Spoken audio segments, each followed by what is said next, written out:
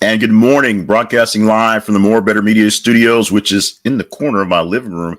I am Jay Cleveland Payne, bringing you this things you might have heard for today, March the 18th, 2022, this Friday. And in just a moment, I'm going to bring to you 6 stories, a bonus for this Friday, because I'll explain that why with bonus in later. We need a little happy news, or in some happy news, that were vetted by you, the audience out there in the internet who follow our conversations on our feeds on Facebook and Twitter from the past day. So basically Thursday plus-ish a little bit. You're going to find more information about the Conversation Project at our website. This is conversationproject.com. So check out our website when you get free time, and also check out the links you have to check out our partnerships and our sponsor links, so you can help keep this show going, keep things alive, keep hope and the internet flowing here at the place. A day missed yesterday because of some construction work down the street that killed our internet connection in the neighborhood. So we're back with a bit of a bonus to make up for it and to end this week on a happy note, because a lot of the news we had for the week, not exactly happiness going out there. So stand by. Let's get to the first story, which is coming up now. First story is this one. This was the highest vetted story by you guys. We'll explain the vetting system after we go through all 6 stories this morning. This story got all the love, barely outbeating one that was much more important. And this is why it's important to explain to you how these things happen, because it's not so much exactly the stories I want to pick or the stories I see other people doing and let them do my show prep and say, oh, these are great. These are stories that you actually say need to be talked about, need to be chatted up a little bit. You want more information about. So Kanye West suspended from Instagram for 24 hours after directing racial slur at Trevor Noah. CNN.com is our source for this one.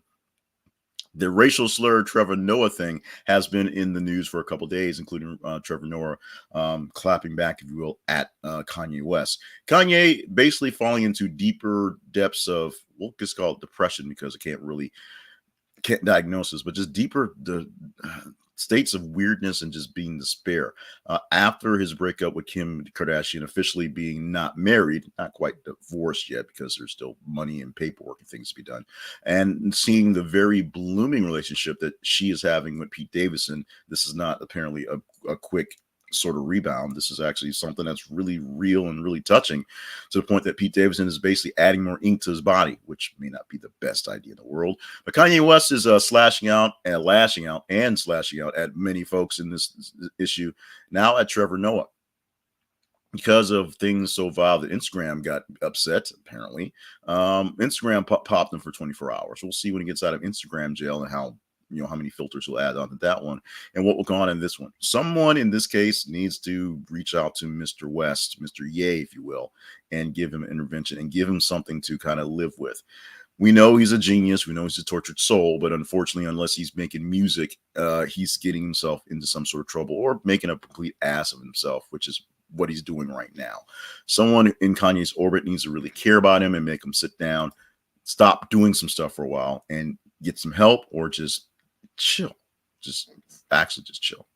Now, it was just a tad bit that the other story got the higher ratings than this one, so they're more or less neck and neck. Survivors emerged from rubble of Mariupol theater bombed in Russia. CNN.com, the source of this one as well. Now, yesterday, as we were preparing for, yesterday, as we would have been preparing for this show, as I said, no internet going on, I was still watching the news and still going through the news stories, and still actually later on when I got to the internet, sifted through to see what stories actually ranked out. What we've heard was a theater, like just literally a movie theater in Mariupol, which is being used as a bomb shelter because the basement was sturdy, was bombed. Direct hit from Russian shells, destroying the building, but not the bomb shelter. What was surprising was that they had no idea what was going on because they couldn't get the people in there. Right now, since there's a war going on, it's a lot harder to roll out there with the big heavy trucks and the forklifts to pull people out of rubble in these situations. Otherwise, we'd have UN people out there 24/7 pulling the people out of this rubble right now if they weren't in the middle of a war. What happened is with the building being destroyed, it was hard to get to the people in the bomb shelter, and they didn't know who survived and who didn't. They assumed some survived, and it seems like pretty much everyone in the bomb shelter survived the attack. But the problem was getting out of the bomb shelter, which is now buried under rubble from the theater. That work has started, still going, and they're still pulling people out of the bomb shelter in that theater. So we are very happy for that good news, although the fact that the Russians are hitting civilian targets, not good news. Mass singer Ram revealed to be former Fox employee Joe Buck. Yahoo News got us that one. And this is an interesting one because it came out yesterday, or it came out the day before. And this is one that stretched out a little bit longer than the first one. The first one being the day that Fox News officially had to admit, or ABC News, the Disney folks officially got a chance to say that Joe Buck and Troy Aikman were now going to be the faces and voices of Monday Night Football. Those two crazy kids are taking the show on the road from Fox to ABC/Disney. And we will see how that plays out in the upcoming season, whether that's actually going to bring in some ratings for the ABC broadcast, because right now the Monday Night Football broadcast, because there's so much other football, is one of the lower rated football games, although sometimes the most meaningful because it's the last one of the week, or whether it's just more money for Joe Buck and Troy Aikman, who are there, and the football has to be there. Not sure how it's going to change the shuffle of the Monday Night Countdown, folks, all the 20 people that are living on the ESPN set to take care of Monday Night Football, but we will see going down. The poignant thing about this was The Masked Singer, which of course taped months ago, and we heard word about it a little while ago because of the Rudy Giuliani thing. Yeah, the Rudy Giuliani thing. And this is one that kind of, the promos kind of psyched you out, because they did have the J.D. McCarthy saying, oh, he walked off the stage. But that was because the Firefly, I think, the other contestant, had a voice that people thought was, great. And the Ram was just kind of okay. And they were in the bottom two and had to sing off to see who was going to stay. And when the mask was taken off the singer, revealed to be Joe Buck, the ironic thing was Joe Buck, of Fox Sports, who technically, as of that morning, although it was pre-taped, was not even technically, he was signed with ABC as of that morning. So it would have been really, really awkward if the Ram actually went deeper into competition. Maybe that's where the conspiracy theories lie this morning, and not in moon landings or vaccines, things like that. Let's move on to another story. Netflix will prompt subscribers to pay for users outside their households in new tests through address unauthorized password sharing. Variety.com is our source for this one. And yes, people share their passwords for all their streaming services. And since Netflix is the OG of them all, they've been sharing the Netflix subscription with many, many folks. As you hear in our house, for a long time, I shared my password for Netflix with my parents in Louisiana. And for a long time, our son, when he was away at college, had the password to Netflix and was watching Netflix when people in the house needed it, and it was cutting us off of access, which caused a bit of confusion and a whole lot of large yelling and screaming of, why can't my kid watch Coco Melon because the other kid's watching anime and should be doing his homework. That's a personal thing. However, it may become personal to you in various countries, or Netflix is testing the subscriber prompt where you will log into your Netflix and it will say, hey, this person seems to be using your Netflix outside of the house. Do you want to pay an extra $2? And if people say yes, then it'll probably be something that will go overall. And if people say no, then they'll probably eventually realize they're going to crack down and shut them off. This is essentially Netflix telling you that they know what you're doing, and it's okay if you pay a little bit extra. We're going to make this work instead of trying to be all sort of Robin Hood thieves around each other. Will it work? I don't know. I think it's a great idea. Pay a little extra they put fees on everything. So if you're going to pay a little extra for the sharing of the household outside the household, and it makes everything work out, that's great. As long as it's not the same cost of a subscription, then I think all should be grand and good. Let's go on to another quick story before we get into, and we're just going to bring it down quite a bit before we get into our commercial break and bring it back up. 13-year-old driving truck in crash that killed 7 members of college golf team. MSN.com is the source of this one. And you heard the story from 2 days ago where the college golf team headed back to Arizona, leaving the golf tournament in Texas, ran into a vehicle head-on collision with a pickup truck that killed 7 members of the team, also killed the driver of the truck. There are 9 people in the van that the college members were riding in. 2 survived, still hospitalized. What they found was a 13-year-old boy driving the truck in the crash. They believe the left tire of the pickup truck failed, causing the truck to swerve directly into oncoming traffic, head-on collision, and that's what came about from that.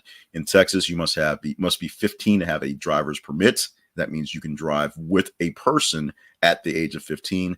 13-year-old driving by himself in this incident in the pickup truck. We'll get more details on this one as it goes on, because this is one that definitely will need a bit more context to go forward into it in the upcoming days. One more story coming up, a bonus in a bit. But first, let's take a quick break to help keep things alive here for things you might not have heard and the Conversation Project. One way you can do that is by taking care of yourself and jumping into the world of real estate investing. This is a website. This is a service. This is an app that I recently jumped head into. Loved how it worked out, and decided to reach out to them. And now we are partnering with them as they are helping to fund here things for the Conversation Project and More Better Media. This is conversationproject.com/Fundrise. That is the link to get to Fundrise. Fundrise is an app that allows you to be a real estate investor with the click of a couple buttons. You put in some money, and it's just like buying into shares of stock. You don't have to be big time and pay in thousands and tens of thousands and hundreds of thousands of dollars to own outright a property and then go manage it. You put money into a fund that is managed by people who actually know what they're doing and can take care of your money in a great way. And if you use this link, this is a conversationproject.com/Fundrise. You get your first 90 days of advisory fees waived. That means all the work they're doing to buy into different properties or fund different properties, there is no cost to you. You make pure profit for the first 90 days. You will find that pure profit is fairly easy because the housing market is insanely crazy. And so for a little bit of cash, you can get probably a little bit of cash back in investments and dividends, to be honest. But you can start making dividends and start investing into your future in a simple, easy, and pretty safe way. All the information that you need to know about what is behind the engine of the app and the groups is there. But this is one that we've jumped in. I have jumped in personally, and us behind the scenes for the Conversation Project are great to be partnered with Fundrise. This is the conversationproject.com/Fundrise. Click that link. It's an affiliate link, so we get a little bit from them for bringing you in, but you will not be disappointed, and you'll get your sense to start building either on top of your portfolio or get that portfolio started with Fundrise as an investor in real, actual properties of real estate. The next one's kind of a swerve. The final story that we have for you is child crashes into Sloth while ziplining in viral video. USA Today is the source of this one. So stop by USA Today or just search for Sloth zipline, and you will see the adorable picture. Not so adorable for the sloth, though, by the way. The adorable picture of the kid on a zipline having the time of his life, screaming his head off because it's a zipline, running head on into a sloth. Really can't explain it. You just got to go see it. I can't play it here because technology, but you really just have to go see the sloth and the kid and watch it. And this is the best I can do to add on to the fact that we had no show yesterday with no internet. So we're giving an extra story. And we also trying to end it on a lighter note because there was a lot of heaviness mixed into today's news. Joe Buck, not so heavy, but some of these things are really hard to get to. It's been a really long week, a lot of things progressing, and we want to make sure we end this week with something that's a little silly. Kind of traumatic for the kid and the sloth, but for us, it was kind of funny. Now, this is our teaser story for right now. This story posted about an hour before we actually started working on this, but was not in range for people to get onto to make it to today's countdown. But it is going to be something that's pretty big and may mean something to you. So if you go back through your feed and see this one, engage with it. And we may talk about this one on Monday. There's a lot of stories to get to from Friday to Monday, but we shall see. Shepard Smith will fill in for Lester Holt on NBC Nightly News. Shepard Smith, who left Fox News maybe a year, maybe 2 years ago, maybe it's been since pandemic started that he's left Fox News, and has joined the the CNBC crowd, doing a nightly newscast, which I watch most nights, tune in to listen to him because I'm usually working in my computer, watch him do his things, which sounds a lot like his old shows at Fox, only not having as many Fox commentators, Fox commentating, which I think is a good thing. So if you want to talk more about Shepard Smith now doing the fill-in work for Lester Holt, which I think is a good thing, not necessarily not pushing Lester Holt out of the chair, but nice to have a solid guy to take the chair while he's doing things, taking vacation, of course, running the ship in the Ukrainian coverage for NBC Nightly News. That all is happening at the moment. So let's talk about more of the hows of things we do and the hows we get things around for things you might have heard. I say these stories are vetted by you, and that means somebody out there is literally picking and choosing the stories or trying to pick and choose the stories that are out there.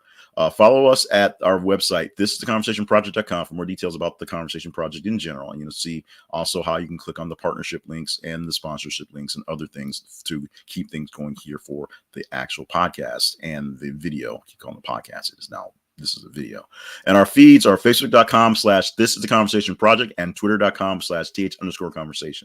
What that means is we have a home on Facebook and Twitter, and every 50 minutes we post a news story that we want you to engage in. If you engage in it more, that gets a higher score. If you engage in it less, it gets a lower score.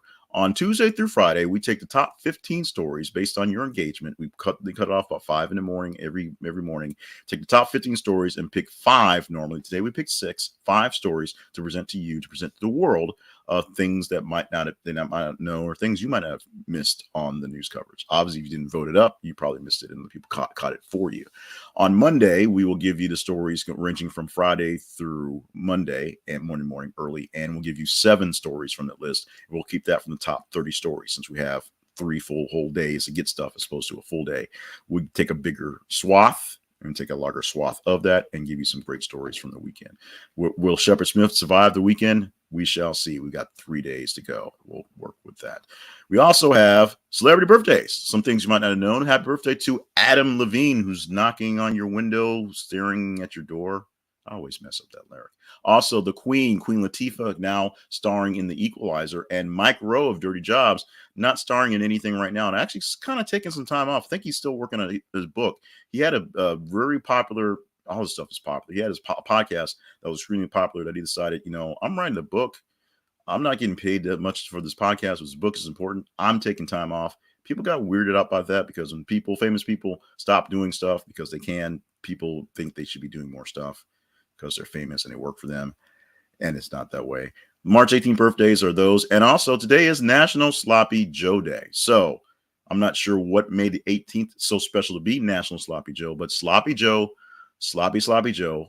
Today's a great night to knock out some Sloppy Joes and enjoy yourself with your friends and the family. I always love a good Sloppy Joe. By the way, one way to make your Sloppy Joe amazing, mix some rice into the Sloppy Joe. Trust me. You just trust me on this one. It will be amazing. You won't know what you missed ever. You think it sounds weird? It's not. Mix some rice with your Sloppy Joe. Eat it as a sandwich. It's going to be awesome. Awesome. One last thing you might not have known for this day. March is a time of the year when animals start to wake up from hibernation. So because obvious, it's spring. This also ties in with March Madness, because the animals that are sports fans wake up from hibernation and start pretending to be basketball prognosticators and mascot experts and colorists, because a lot of people pick their March Madness teams off of the color uniforms. And it works sometimes. We had a lady at the job who picked all picked all mascots and all underdogs, and almost won our pool 2 years in a row. It was amazing. We don't know how she did it. She has no knowledge of sports, but she always joins in all the competitions, and she always comes in the top 5 all the time, including a place where we have sports people who do sports all day, and they end up blowing it because sports people always blow it. But there you go. Interesting. Maybe not. We'll come up with something tomorrow, Monday, that hopefully may be more poignant. Today is Friday, March 18th, 2022. As we record this, unless you're watching this in the future, it might be a different day. But this has been things you might have heard for this day, Friday, March 18th, 2022. Thanks so much for joining us for the show. We love having you around. We love having your feedback, love having your talk. We love how you have responded to the things we've done and the subtle and not so subtle things we've done to do some tweaks and do some improvements to the program. So thank you so much for letting us know what is working, what's not working so well. And yes, we do have some undo buttons and can take some things back, and we will work on some things as well. Also working on tweaking some things for a little better. Sometimes you go down the road and realize, oh, I probably should have brought that umbrella after all, since it's raining. And we've had some issues with that. Thank you so much for pointing those out. even though we knew them pretty obviously, and working with us to get those going. I am Jay Cleveland Payne. Thank you so much for all the folks behind Things You Might Have Heard and the Conversation Project and More Better Media. We give thanks for you and all, and hope you have a great and safe weekend. Don't forget, stay hydrated, stay limber, stay on task. There's so much work needing to be done, and we need you here to help us get it done. With that, I don't know if you can actually give further ado. I guess you can. We're not going to. We're going to wrap it up right here and get ready for another edition, a great weekend, and then another edition Monday morning of Things You Might Not Have Heard.